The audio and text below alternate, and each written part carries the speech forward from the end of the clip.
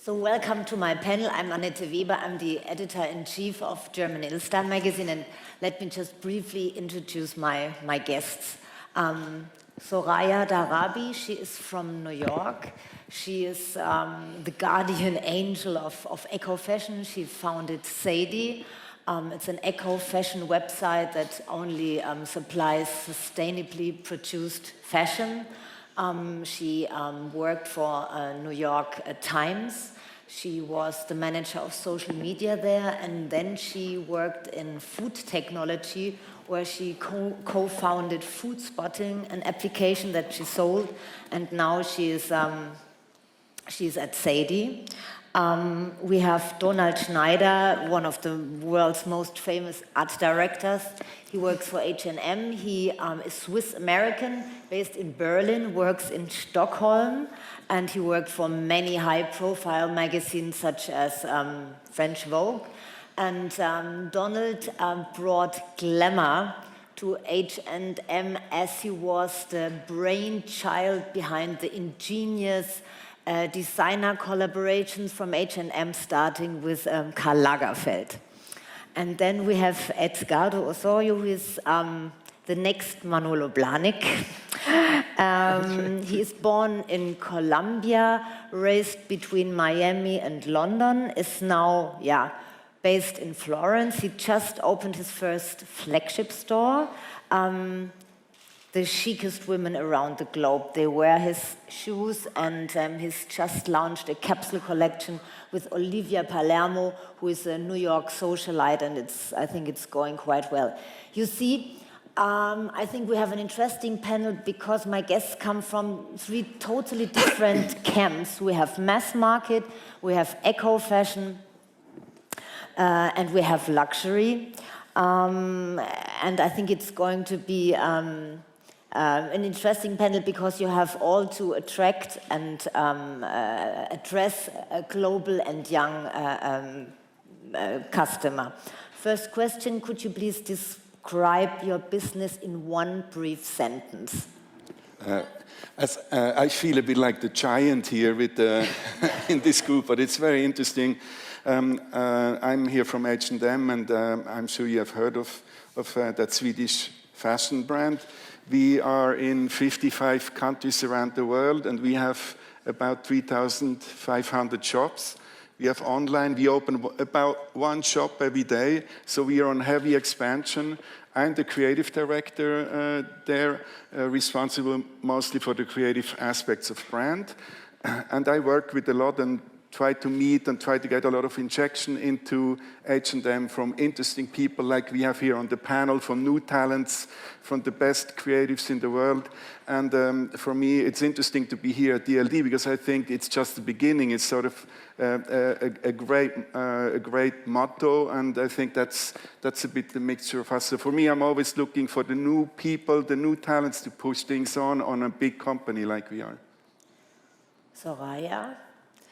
Zady is a brand born online, dedicated to the modern, conscious consumer. We source and sell and make and tell the stories of beautiful products from around the globe and detail down to the raw materials, the origins that go into those products. So our brand is about transparent supply chain, process, honesty, and quality. Edgardo, and you? You did a beautiful introduction. Well, Aquazzura, as you said, it's a luxury shoe brand. It was founded and created in Florence in 2011, and I'm the creative director, and we basically make women's shoes all entirely made in Tuscany, sourced locally, and we sell in over 40 countries to the top retailers of the world. We should talk a little bit about stationary trade via online. Donald, you have both supply chain channels. Which one is the better one and why? I think we would always look at it as being one company. We are not thinking this is online competing with stores. It's one thing. And of course, I think in today's channels, having the stores or having online, they both help each other. It's like maybe somebody browses on the online shop, but maybe then goes and purchases in the actual real shop, or the other way around. And so I think they're complementary, and they're very important. It's very important to have both. I think it's very hard in the long run or even short run to survive without having an online shop presence. And I think, for example, in Germany, it's quite interesting because one of our most important days in the week to sell is on a Sunday, but the shops are closed, so all customers can only shop online. So a shop who wouldn't have an online shop in Germany on Sunday loses a big day. So you solely sell your eco-fashion online. What is the advantage? Well, we sell it online, but we also experiment with pop-up shop locations and have had some unusual ones, such as at the airports, because it's so great to attract worldly global customers. But as you mentioned in your introduction, my background is in technology and media, and so I'm with fellow geeks here, and I can explain that we're a brand born online, which means we're vertically integrated. We've built our own CMS to really infuse storytelling and social media into every single step of our process. And because of that, and because we are content creators, in addition to fashion producers, we're really interweaving the worlds of offline and online together we think, for amongst the first times. But it's a challenge because there is the traditional fashion world, which incidentally has outperformed technology in terms of sales and profits in the past 10 years. So it's a powerful industry, but it's a very specific industry. And to try to bring that aesthetic and that desire to the online world will consistently be our biggest and best challenge. But the way that we do it is really, again, by focusing on the customer where he or she is. And that's everywhere. That's on every medium, from Instagram to YouTube to Vine to on our website. And we try to make the experience cohesive and one voice. But before we come to that social media thing, I would love to ask Edgardo, you just opened a flagship store. Yes. This might seem a little bit old school, a flagship store in Florence. Well, I really believe that customers need that. They need to have that physical experience. They need to touch the things. They need to go and feel. Actually, just last week, my manager called me because I had a woman who was buying 10 pairs of shoes and trying on every shoe because she wanted to know how the shoes felt and what her size was so she could buy online when she went back to her country. So that, and for us to have, and we just opened one, and in the next 5 years we're opening a couple more this year, and we'll launching our online because we don't have one yet, and we'll probably have 15 stores in 5 years, but in the main fashion capitals so that people can actually go and try, but the online will always be the focus in the end. They each feed off each other, which is great. I think this is a very important point with having the experience, the physical experience in a shop with the product and all of that, because in a photo on the internet or in a video, it's very easy to make something look good. Yes. But when you feel the actual product, maybe it's totally different. Or to create a universe with everything around it is in a 3D environment, and also adding the digital component to it, you can make a fantastic experience with it, which maybe on the mobile, everything starts to look a bit the same. But that's the good point, mobile. Let's talk about social media and how social media has disrupted fashion industry. Edgardo, you told me that Instagram is your most powerful communication tool. Well, the it most is. powerful communication tool. Well, Please it is one, explain us I why. mean, social media in general, but Instagram in specific has been incredible for the development of a young brand like mine. What we've been able to do in 3 years wouldn't have been possible before, and how we've been able to communicate and to become a global brand. I give you an example in the sense that even with the relationship to the customer, a little bit of a quick history. In the 60s, up until the late 60s, when you had the real high fashion, that was the haute couture, that a select group of women would go to Paris, they would have a relationship with the couturier, had several fittings of her clothes, and they would actually have a say in what she wore, and the designer knew what the customer wanted. Then when ready-to-wear came and people started not going to buy couture anymore, designers kind of went into a little bubble where they would really maybe just have one muse or one woman who they would go to see, but there was no real contact with the customer. And what the incredible thing about social media is now, in my case, for example, I actually do my own Instagram, so I have a daily feed to my customer, to press, to celebrities. You know, celebrities might contact me, or I might contact a celebrity through Instagram. Even it's an amazing tool for the people who are in the shops. You know, I have mainly a wholesale business, so whenever I do a product training, I urge people to follow me on Instagram because it's the best tool. So communicate a brand on a daily basis to the people. You're educating them on something where they're receptive every day to get more information. And in the case of the collection and how it affects I actually see all the hashtags of my customers, and we create mood boards. So if you ask me who my customer is, I have mood boards of who she is, where she's going, what she's wearing. I know what are the shoes that she likes the most, that she less likes the most, and we actually base off the collection and the future based on, it affects the design process. So it's a database. It's an incredible database, but also, not only from pictures, but also with the comments, and it's an amazing way of building a relationship. I've actually met some of my best customers through Instagram. Then when I was doing an event, they came to see me and we forced a relationship.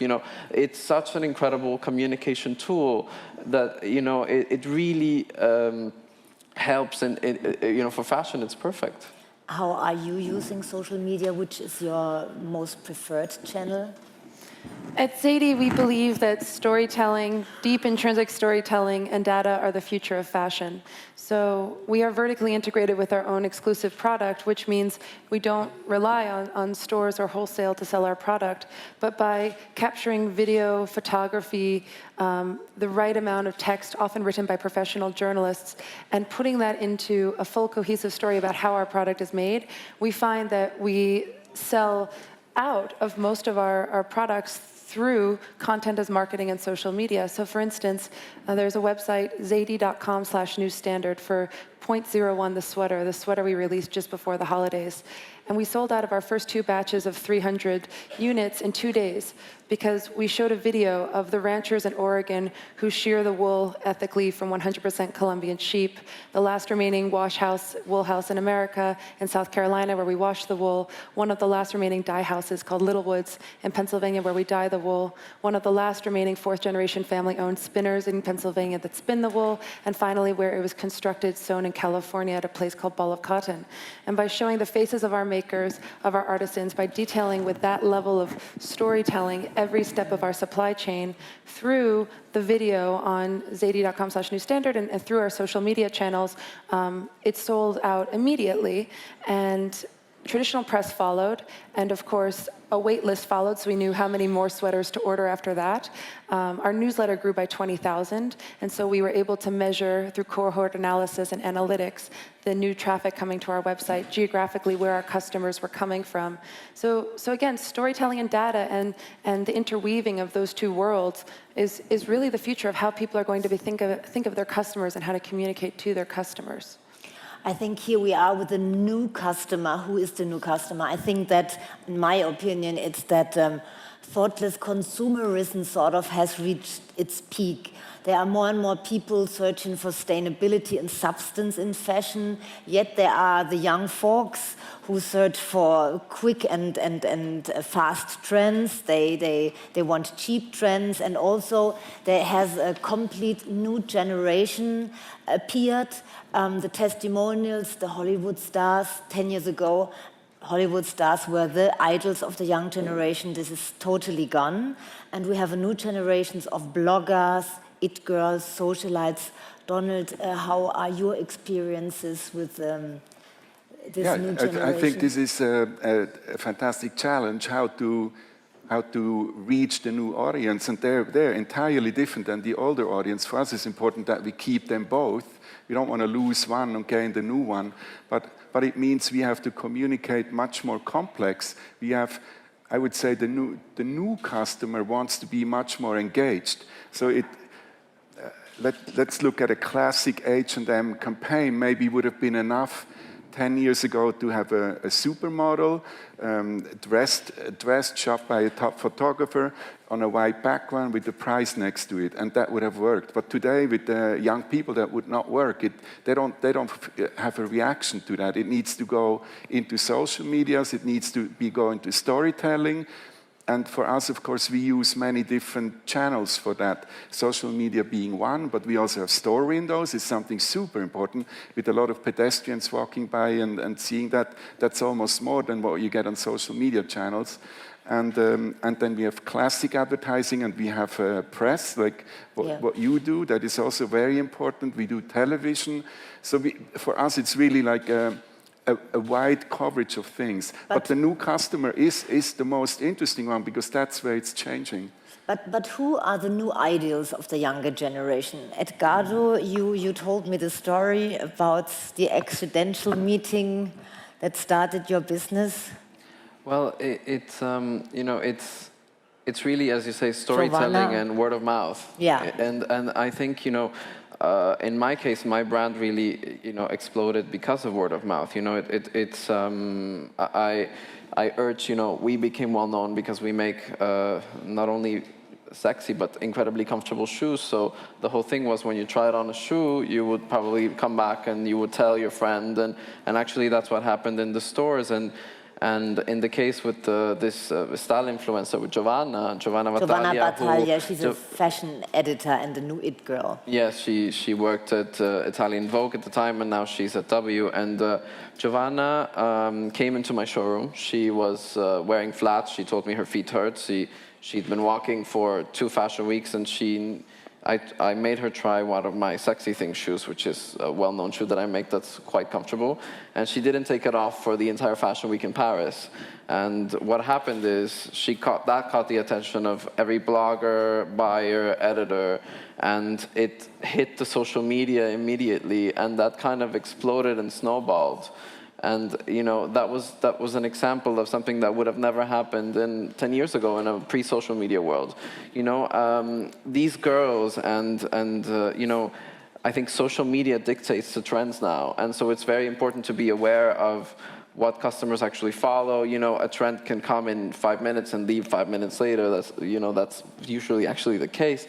But it is social media that is creating these trends and actually perpetuating some of the trends, because some of the trends might have died, but it's because some of these people keep wearing it and posting it and seeing it that you see things come and stay, and other things actually go. It's the same. So it's quite important, and when you link your brand to a person that has this taste and that your audience actually follows, it becomes a very powerful communication tool. So here we are at the Capsule collection, but before that I want to ask Soraya, you are considered as one of the it girls of the tech scene. How are you using your fame to promote your website?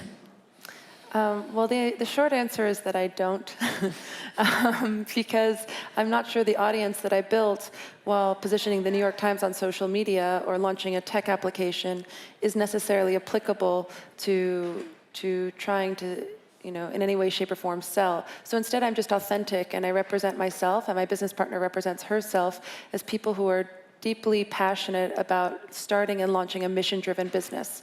And we talk online openly about the challenges and the surprises of trying in a world of fast fashion, in a world of a highly competitive world of fashion, how to make a name for ourselves. And the best way to do so, again, is through storytelling. It sounds repetitive, but it's funny. The English language last year put into the Oxford Dictionary the word literally, not as its original definition of what literally meant, but in the modern colloquial definition.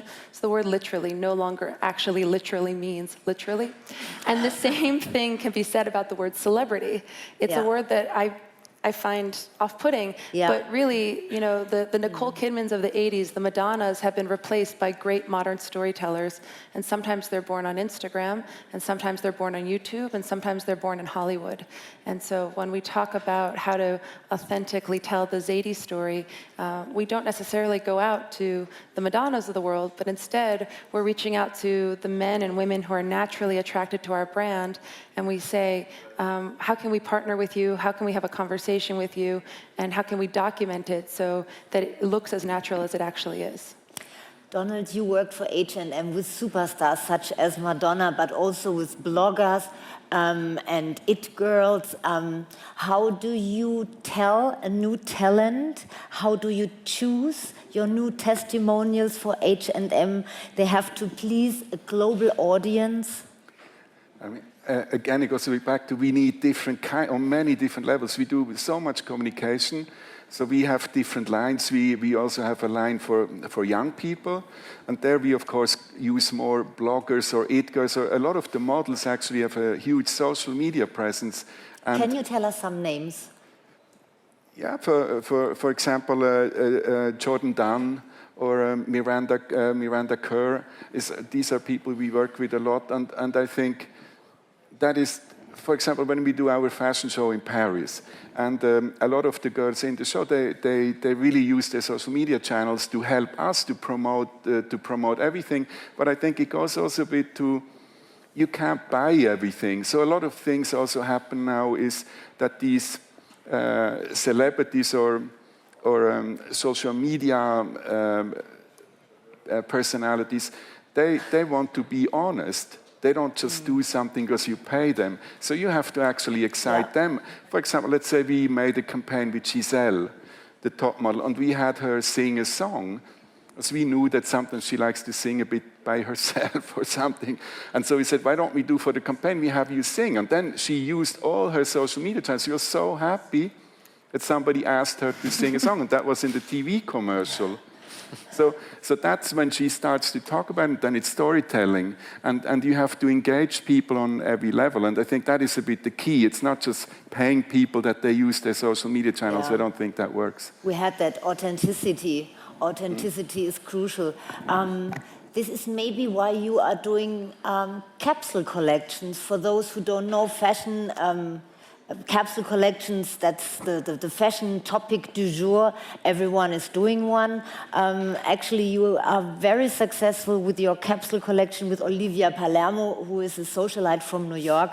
Please tell us your experiences with the capsule and why you are doing it. Well, I think capsule collections are a fantastic tool to join creative forces and to join with people who are actually authentically, you know, in sync with the brand and create something that maybe even otherwise you wouldn't do, and to try new things. I mean, we also, as consumers, became accustomed to always having new things, and you know, 2 collections a year wasn't enough, so we made 4 collections a year, and 4 collections a year isn't enough, so you need to have other things. It's a fantastic marketing tool as well, and in my case, you know, with Olivia Palermo, who we just did a capsule with, the last one, you know, she was an ambassador of the brand unofficially. She was always wearing the shoes. We were friends. We started having a conversation, and you know, we said, why don't we make something together? That's something that I would love to, the kind of shoes I would love to wear. And you both benefit. Of course, you know, it not only strengthens our brand and makes the brand globally visible, but also her. You know, it's good for both parties as long as it's and I think it works if it's authentic. If people actually feel, you know, Olivia was part of the design process. She came to Florence. We went to the leather factories. I went to New York to her closet. I mean, it was really, because it was real. You know, people really felt it, and people were excited about it. And you gave your customers something that they absolutely wanted to have, and they didn't have. You gave her also a job and a new title of the many things that she does. And the reality is it was a commercial success. It sold out, you know, from, we had 1,300 euro shoes that sold out within 2 hours, and the rest of the collection within 24. So in Net-a-Porter, which was incredible, you know. So it was a commercial success. It was a media success. It was a creative success. Are you doing with Zady some sort of capsule collections? So our first collection is called the Essential Collection, where we're releasing 10 items and just beginning with women's wear, just the 10 things that we feel women must have in their closets, beginning with 0.01, the sweater. The next item will be called 0.02. We'll release that soon. But the idea is that we don't need to own dozens and dozens of pieces of clothing. And now the new shift in modern conscious behavior is to own fewer but better made things, items made to last. And so our Essential Collection is really focusing on the essentials that we think people must own in their closets in order to have a full staple. But we definitely think about how we're messaging the Essential Collection or the Capsule Collection. And what's interesting is traditional public relations and traditional media has certainly helped our brand launch. Last month we had very prominent stories in the Wall Street Journal and the New York Times. But what's interesting is how most people read about those stories in print publications. And one of the publications, the Wall Street Journal, wasn't allowed to link to our website, but the New York Times was. And so it was fascinating for us as a modern fashion brand to track through real-time analytics the sales coming from nytimes.com versus the perceived sales coming from the print version of the Wall Street Journal. And that's how modern designers and modern business owners in fashion now need to begin thinking. We have to think both about analytics and equal ground as storytelling and equal ground as design. And it's why there's a greater challenge than ever before in creating a perfect brand, because while you want to have the aesthetics down, the look, the feel, the right brand ambassadors, we also need to be technologically savvy. To run a business, it needs young and talented and gifted and enthusiastic young people. Donald, in Germany, you have in Berlin the startup scene. Everyone wants to be an entrepreneur, earn a lot of money, but still there are companies like H&M or Burda. How can you manage to attract young people? What do you have to offer? What do you have to offer to attract them and to keep them? I think that's a very good thing, because we are a huge company, so we are 120,000 people, and we need a lot of young people constantly. I would say this is, of course, HR part. I'm on the creative side, so I need other kinds, or I work with other kinds of talented people, and that's easy to find. I think the other thing, to find a lot of people in new countries where we open and so on, where we are not known, that is, of course, an HR operation. But I would say we have a lot of pros, because we are a Scandinavian company, we are a value-driven company, so for a lot of young people, they get a lot of good things when they come into a company like that. It's also, I got into this company at a late stage, but when I look a bit at the senior management, those are all people who started in stores, and you can make a stellar career in that company, and that maybe is something a bit unusual for that size of a company. So that attracts a lot of young people, and then I think we are also, for that big company we're very fashionable. We do our shows in Paris, we work with all the celebrities, we have all the stars, and that attracts a lot of people, because who would not want to be hanging out with Beckham or with Beyonce for a minute during a store opening or something. So that whole thing, of course, accelerates a bit that process. Last two questions. First, the one, Soraya. Which fundamental guidelines would you give to a future entrepreneur? To a future entrepreneur, I would say research, do your homework, find a mentor in your industry and formalize that mentorship. Maybe make it a reverse mentorship where if they're of a different generation, you're teaching them skills that you've acquired, perhaps digital skills, and in return, you're learning and feeling honed through their leadership capabilities. Discuss your idea openly, formalize a business plan, but at a certain point, be willing to take the risk, because all entrepreneurs need to have some level of risk aversion. And finally, document. Journal, document your stages of growth, the challenges, what you're learning every day, because you can always turn back to those notes and feel as though you've gleaned something from them. But I do have one comment based on recruiting and HR, which is that at Zady, we don't really need to recruit. Now, granted, we're still a startup, but being a mission-driven company means that every single day we see dozens of emails sent to our customer service account, our contact account, from people all around the world saying that they've wanted a mission-driven business like Zady to exist. And these are people coming from the highest luxury brands in the world, from technology startups in Silicon Valley, from the biggest media companies. But what's exciting is that it's really the mission that attracts them. And I think modern millennials want to feel as though they're making an impact, and that's the best way to recruit. But impact, Edgardo, maybe it's easy.